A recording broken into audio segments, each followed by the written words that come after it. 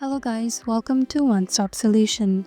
In this tutorial, I'll walk you through the steps to send gift message on Instagram. Let's get started. Start by opening Instagram on your device. Tap on the messenger icon at the top right. Open the chat of the person that you want to send a gift message to. Now type in your message on the type box below.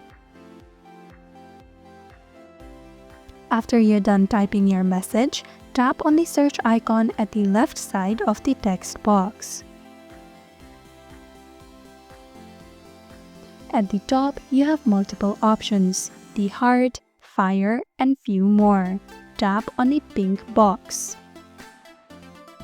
Once you tap on it, the message will be immediately sent. And that is how to send a gift message on Instagram. Thank you for watching One Stop Solution. Hope this video was helpful. If it was, then hit the like button and comment down if you have any questions or feedback.